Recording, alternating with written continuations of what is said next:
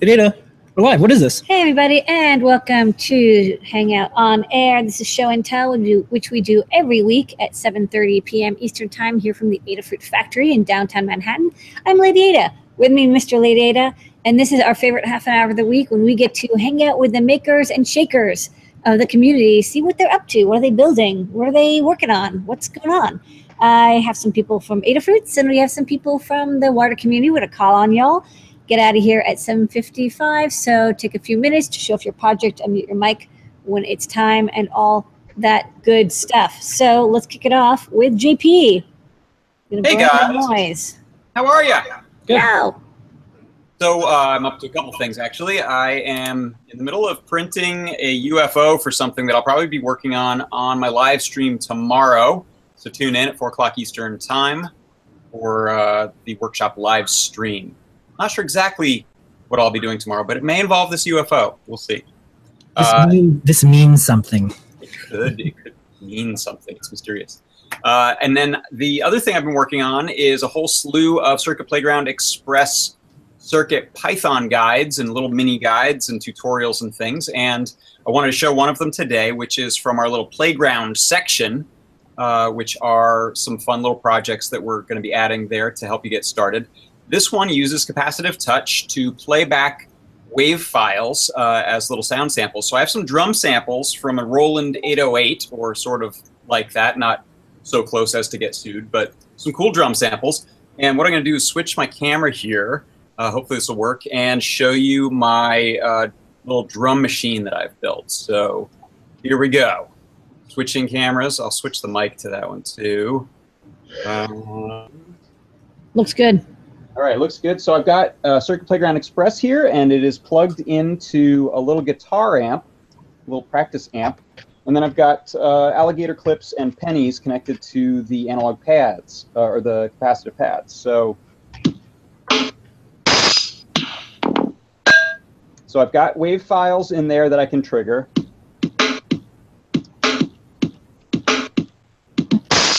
And I've also set this up so that you don't have to be that great at keeping the beat. It will play at, I think I set it to like 100 beats per minute. It'll play sustained.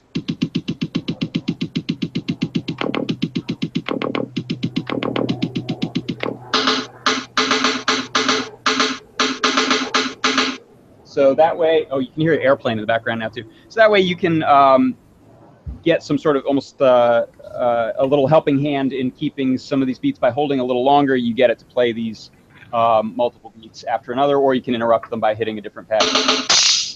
So a little more cowbell, and I'm out. Thanks for the cowbell. Outstanding. Looking good.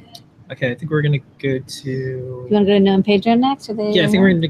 I don't know, Noam Pedro. Wait, they haven't made it in? I want to go to... We're going to go to Tony. Tony, okay.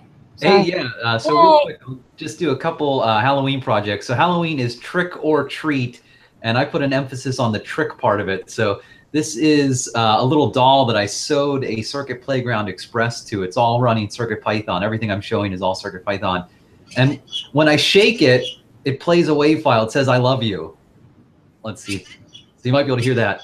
But if it's dark, because remember, Circuit Playground has a light sensor, if I cover it with my finger, it changes the behavior slightly. So if I shake it now, let's see if I can get this thing to go. There we go. I'll do it again. So it's saying "Hail Satan," or you could put in some evil thing. I wanted to play with the idea of if you're a kid and you have a toy in your room, it's all happy when the lights are on, and then the lights go off and the toy turns evil. And you could even make it like maybe every 2 hours randomly play a sound effect. Very similar to what John Park was just showing. You can play wave files really easily. The second trick looks like a box of candy or a box of chocolate here. But if I open up this box, let's see what happens. Oh, and if I pull out what's inside of it, oh no, it's been covered up. There we go. So basically, I've got the same basic idea here. It's Circuit Playground Express. This is an early prototype. Again, CircuitPython uses the light sensor. When it detects a large enough increase in light, like you open up the box of candy and it was kind of hidden behind the battery right there. When it sees a big increase in light, it'll play a sound effect. It plays the Wilhelm scream right now. So it'll kind of surprise you. The idea is you put in the box, and then it takes about 5 seconds. It's looking at how many standard deviations above the average the increase in light is before it triggers. So then when I open it up and kind of pull it out, you get that nice sound effect. And the last thing is super fast. I'm wearing, this is 128 dot star pixels on my shirt right here. This is animating some Nintendo graphics, so some little sprites. I wrote a little PPM image decoder, and it's just playing images in a sequence. I can't really change my brightness, but if I throw this flashlight on here, that might kind of dim it down so you can kind of see.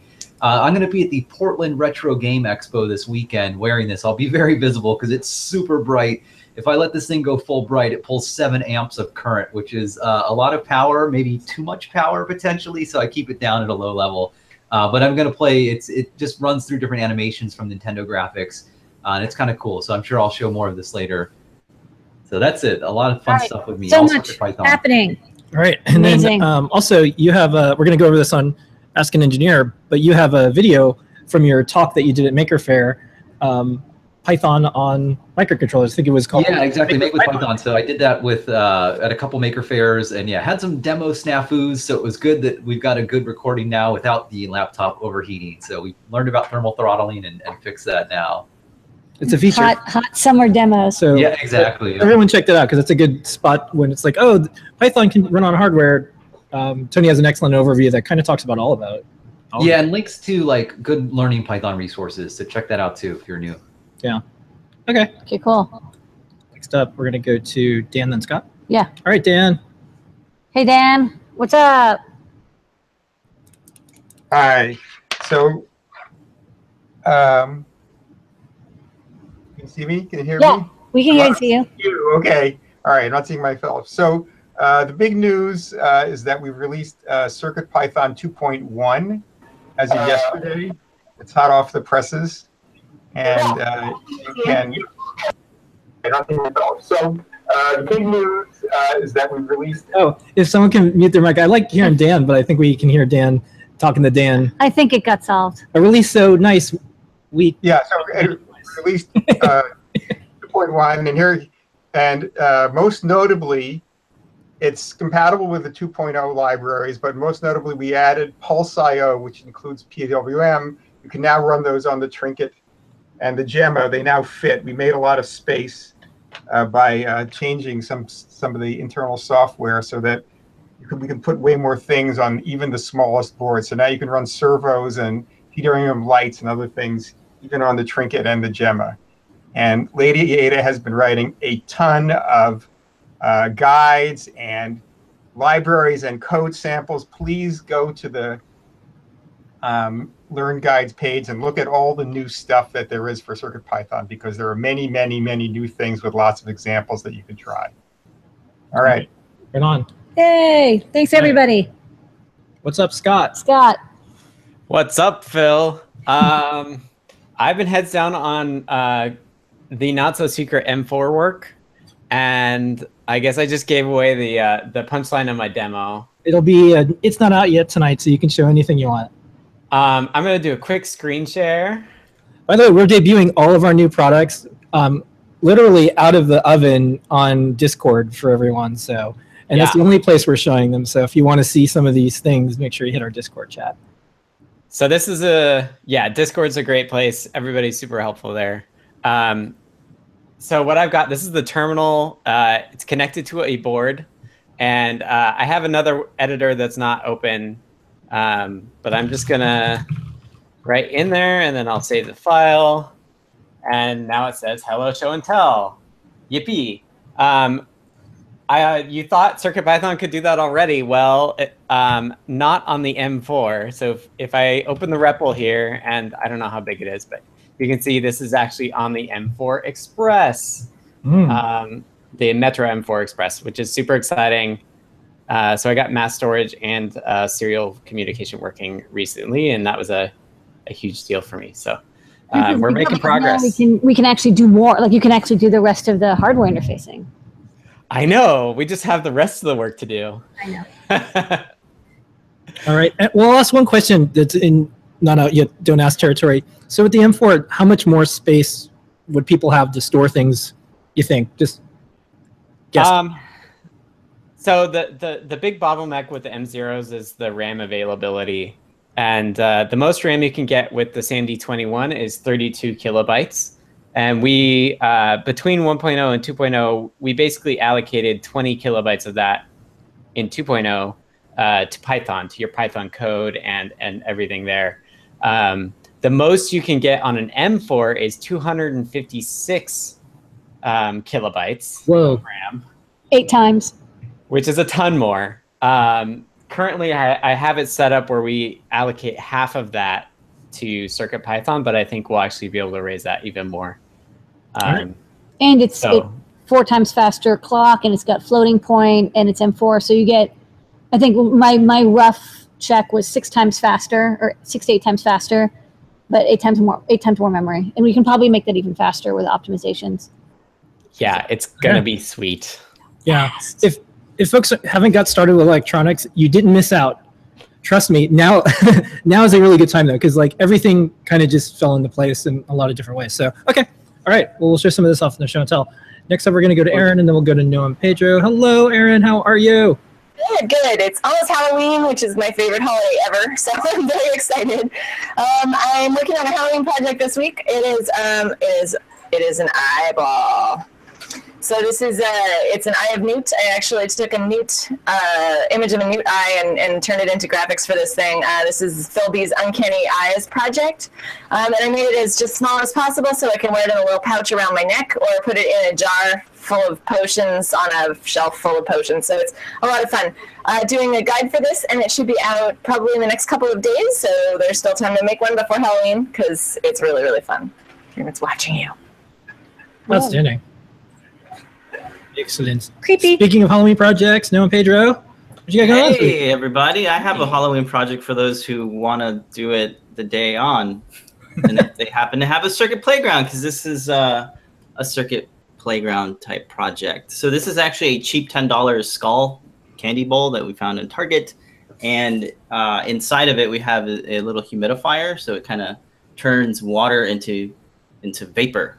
So we have this nice kind of a little bit hard to see because I just started it, but it's really easy project because underneath the skull is circuit playground, and it's very bright. So I don't know how I'm going to show it, but we also have a 3D printed case, of course. So these are like our new shapes edition is what we call it. So we have different shapes for our circuit playgrounds, and inside the case is a 500 milliamp LiPo battery. So you get this kind of all-in-one little portable circuit playground. We also put the Qi universal receiver, so we can actually recharge the circuit playground without having to take it apart. So it works really well with Pedro's project that he did last week. So I can, when the battery gets low, I can just plop it here and it starts charging wirelessly. That's pretty fun. That's neat. So if anybody's looking for a really easy way to light up a cheap Halloween prop, circuit playground is your best bet. All right. Thank you, Noah and Pedro. Thank you, guys. Okay, next up, we're going to go to Virgil. Hello, Virgil. How are you? Welcome back to the show and tell. Can you hear us? I think Virgil had maybe someone messaged Virgil that he could start talking. I think he can. I think he can talk, but we can't hear. He might need to unmute his mic. Let's see. Hey, Virgil. Let's see what happens. Good stuff. Calling the Blinky Skulls. I can hear you, but I've got you. Yeah, you're good. Can you hear me? Mm-hmm. Okay. I've got you. I'm listening to you on YouTube, so there may be a little bit of a lag between you talking and me talking. So okay, go for it. So let me just first of all, this is my. I can hear you, but I've got you.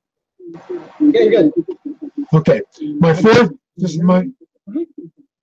Okay, my fourth annual Halloween visit to show and tell. I just turned YouTube off so I don't hear the lag, so I won't hear you either. First of all, let me say that because of Adafruit, I'm a better person and my life is better. So let's start with that. And this being my fourth visit, I'm still working on the same project.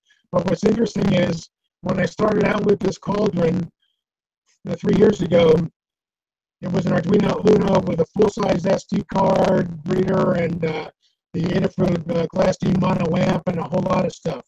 I've got it down to a Feather M0 with the Music Maker Feather Ring stacked on top of it. And that simplifies the whole thing a whole lot and simplifies the programming a lot also. I also switched from an ultrasonic sensor to a brake beam sensor, which also simplifies the coding and also solves the problem I had last year with interrupts, because the ultrasonic sensor is always ranging, and when it would, so it wouldn't the interrupt, either had to put it totally to sleep or never. So this is just the brake beam sensor is just high or low. So here's the idea. So you can hear this.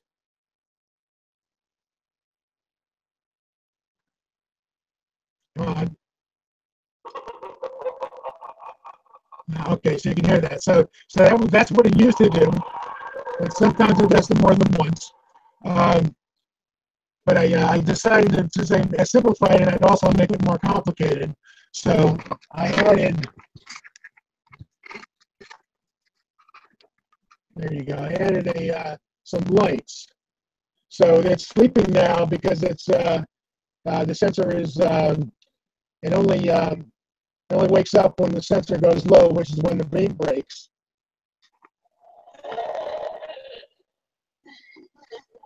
So in addition to randomly choosing one of the 9 sounds on the SD card, it chooses a configuration of eyes and a configuration of teeth. I've got one yellow tooth because I cooked a couple of LEDs this morning when I was building it, and I only had one more red one to fill in. So unless I wanted to steal something from my granddaughter's birthday present, I had to go use the yellow one. So I decided I'd use the yellow one. All right. Well, excellent work. I don't know if you can hear us. Maybe you can, but it's only missing a show and tell sticker. So email support@adafruit.com and the project will be complete. You'll get your as seen on the show and tell sticker. Here, return you back to. Yeah, I can let Virgil know what we're gonna.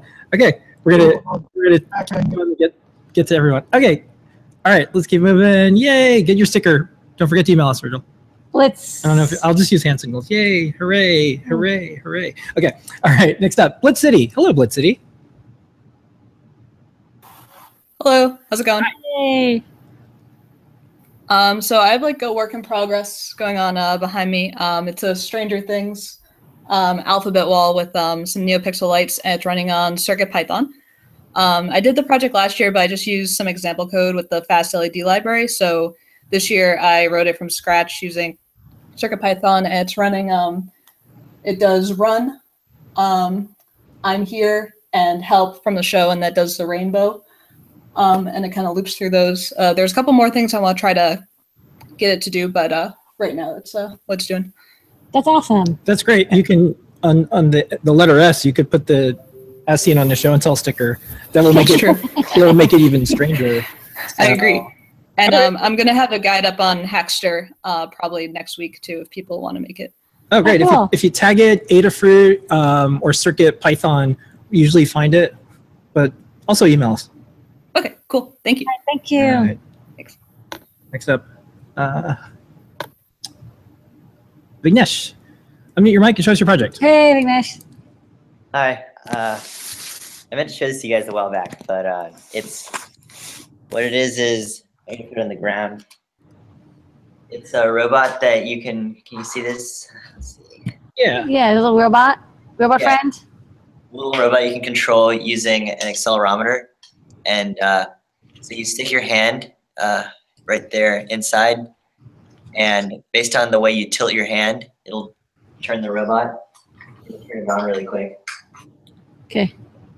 Let's see. I'll try to put it on this table. Yeah, you can see it. That's cool. Oh, nice. That's all the giant robots that the people who do giant robot stuff on cartoons control. They get into the big suits. And Yeah, like, yeah. I'm This is sweet. controlling the robot. She's just gonna make it like 10 stories tall. Yeah. There it is. That's pretty much it. All right, nice work. Great work. The only thing it's missing is actually on the show and tell sticker. Email support@adafruit.com and we'll send you out one. Okay. Next Nice. up. It's on my GitHub, so that's there. Oh, Yeah. if you email PT at Adafruit, I'll do a little post to the GitHub repo if you want other people to look at it. Okay, great. Thank you. Awesome. right. Sweet. All right. Coding Pro. Hey, Coding Pro, welcome back. Hello. Today I've been working on a little project. Haven't gone on in a while, but I'm gonna make a haunted house after. But today actually I had a different project with a pinball machine thing. So I had a system that basically has an LCD screen. Can you see what it's saying? Pinball score. Yes, score and high score. So if I press the big button right here, the score will go up, and you can use conductive plates. And it knows I got a new high score till I control the button. And then if I press this small one right down there, I don't think this is the best button. I didn't have any good ones. Takes a while. There's some nice custom font action going on there on the LCD. Nice work. It's not really working right now, but usually it would turn the score back to 0, but it'd keep the high score, which is pretty cool. Looks great. Outstanding work. All right, well, you know the drill. Have a parent or someone. Email support@adafruit.com, and you will continue to collect the seen on show and tell stickers. Stickers. All right. Nice work. We're going to go to Adam, and then we're going to wrap up with C. Scott. Hello. Hello. What's the small news? I apologize for audio in advance. Power, internet, and the structural integrity of my garage door are in question due to the windstorm outside right now, but hopefully it lasts. So, if you notice behind me, there is a 2,000-pound piece of scientific hardware that was not here last week, and getting it here was a little bit interesting. It's as I said earlier, it's a JSM 35C scanning electron microscope. It is significantly more powerful and significantly more awesome than my old ISI. I'm just about done wiring it up. I got it moved into my shop Saturday morning, and pretty much since then have been working on just getting all of the hundreds of connections remade on this thing. Right now, I'm digging through schematics. I've got 2 wires that don't go, or that are in a place where they shouldn't be. So I've got to figure out where they actually go, and they're unlike most of them, which are plugs. These are screw terminals. So there's a whole stack of them in here that have to get on the screw terminals, and there's no color labeling anywhere on this thing. So that's fun. But real quick, I'll show you a couple of photos because the move was really interesting. It turns out that there was a kind of 6-inch concrete ramp in between the door and the sidewalk, or concrete barrier, we'll say. So this is moving the SEM. We basically built a teeter-totter with some really heavy, some really strong plywood, and used a ratchet strap and come along to basically roll it out of this door and then teeter-totter. And once we did that, we had a box truck. So we loaded up this box truck with the SEM. I had a lift gate on it. Without that lift gate, that would not have been possible to do. You had to close part of the road off to get the box truck to fit in front of the building, and also take out a part of the wall of the building to get the microscope out because it wouldn't fit through any other doors. That was a whole ordeal. So that was basically 2 days up in Seattle sitting with the SEM, getting it pulled apart. Then Saturday morning, we backed the lift gate up to my shop and started unloading. So you'll notice before you unload, there's plenty of floor space, and you can actually walk around in here. After unloading, all that changed really quickly. So figuring out how to get this SEM to fit in my shop was actually quite a challenge. It needs quite a bit of depth just to get the pump box to fit in the back of the thing. And it almost didn't fit, but I've got just enough clearance to make it work right now. This is what we use to move it. These are called roller lifts. You basically take this in, put it on both sides, strap it onto the instrument, and it's got this hydraulic jack right here. That's the only way we're able to move this thing, because one part of this weighs 900 pounds, and there was no other way we were going to get it out of there. I mean, we couldn't fit a pallet jack in the room. We couldn't just use rollers because of that concrete wall thing. And everything's just really heavy on this. Like this one box right here is like 200 pounds, and I had to move that by myself to get it in position. And then this is the wiring I'm dealing with right now. Just rat's nest upon rat's nest upon rat's nest everywhere in this instrument. So that's fun. While I was there, they asked me, hey, we've got this other microscope that's broken. So this is a Philips transmission electron microscope. It's pretty similar to a scanning electron microscope, but it has a 100,000 volt power supply in it, and that's the part that wasn't working. So started digging into it. It's got this really awesome card system. So you got all these cards inside of it. This is where all the electronics are, and it's all up on this big swing out frame. And then it's got just all of the coolest way of building things inside of it. I don't have any other good pictures of it. So it turns out the problem we found was in a card buried back in here that they did not know existed. There was some resistors that were for current measuring that had, I know I have the photo, that heated up, and you can see just the visual damage on this board from these resistors overheating, and took out the analysis capacitors because, or that's my theory anyways, just the sheer amount of heat just damaged the capacitors, sent it out of spec, and so the symptom was that current on this thing was super unstable, which shockingly is a problem I've dealt with multiple times with my ISI, so I kind of knew where to look. But that was a lot of fun getting to work on another really, really cool electron microscope while I was there. And I got to kind of give back to them for them giving me this really cool instrument. So that was a lot of fun. But no, stay tuned in the coming weeks for more updates on this thing. I'm really, really close to being able to turn it on, I think. Who actually knows if it's going to turn on the first time? But other than that, yay, it's really, really exciting. We'll be watching live. You're going to need a bigger garage.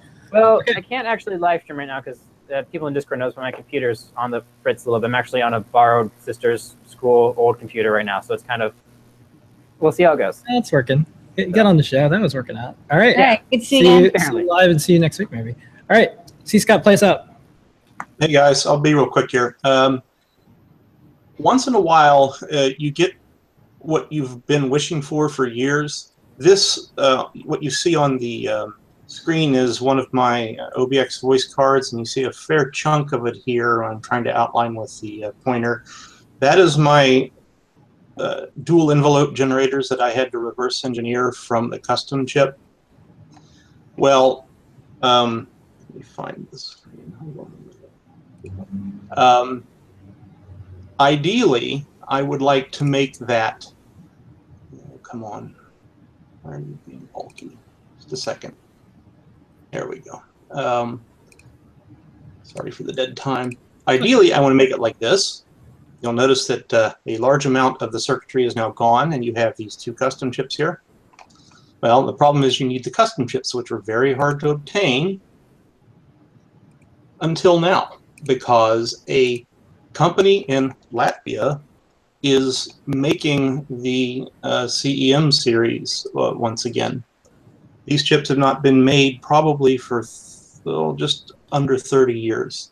So instead of having to put 200 parts on the unit, you can now put this device with just a few support components, and you have a you basically have what the card originally was. Because of, let me switch back to me real quick here, because here's one from 1979, and you can see that has the two custom components right here that I couldn't get hold of. So stay tuned for that one. I'll be able to build the boards exactly the way they used to be. But you may notice that I now have two Deckard's Dream machines. Of course, this one is still circuit boards, and I've got to get to building this one. This is the board revisions. I've got to test everything out, but people are starting to get their kits, and Roman over in Japan is still putting the pre-assembled units together. But I wanted to go over real quickly one of the tones that you often hear, and you heard this a lot in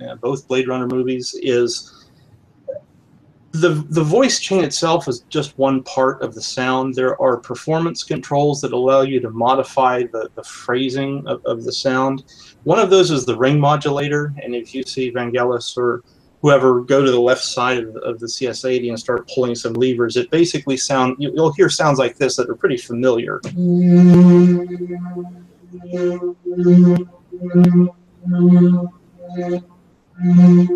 the right knob.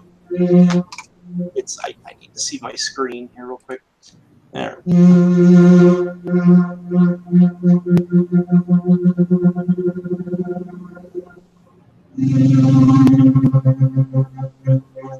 But that is how they do that phrasing. They have their hands on a set of controls that allow you to increase and decrease the tremolo rate. And if you turn it up really high, you actually have some frequency multiplication going on. It'll start to sound pretty odd.